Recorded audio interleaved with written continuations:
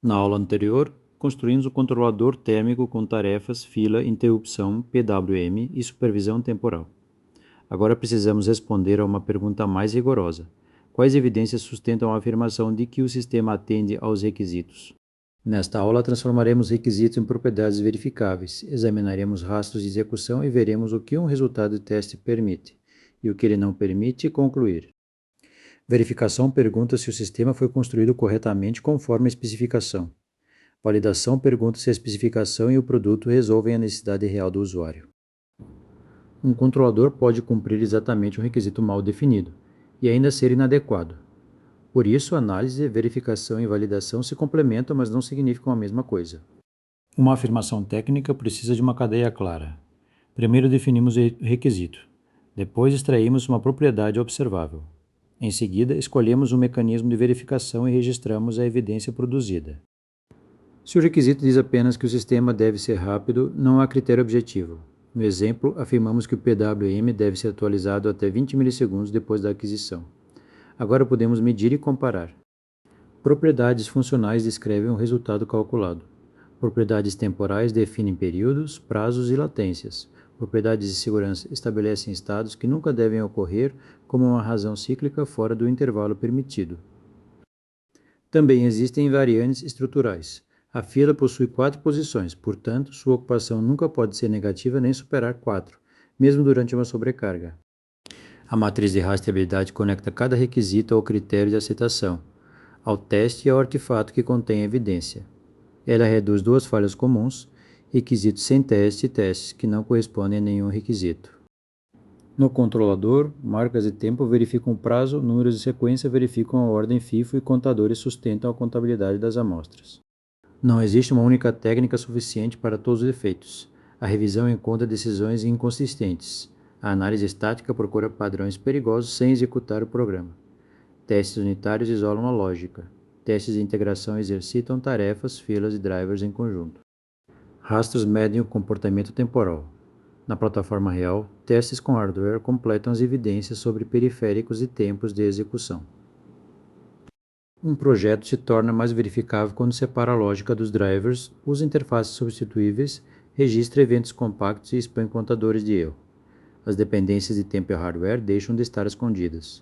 No nosso exemplo, o mesmo código de aplicação pode receber amostras reais ou simuladas. Assim, repetimos cenários determinísticos antes de executar o ensaio físico. Algumas propriedades podem ser avaliadas continuamente. A saída PWM deve permanecer entre 0 e 100%. A fila deve respeitar sua capacidade. As amostras processadas devem conservar a ordem de sequência. Ao final, a quantidade adquirida deve corresponder à soma das amostras controladas descartadas em processamento e ainda enfileiradas. Se a igualdade falhar, existe perda, duplicação ou erro de instrumentação. No rastro nominal, 20 amostras são adquiridas e controladas.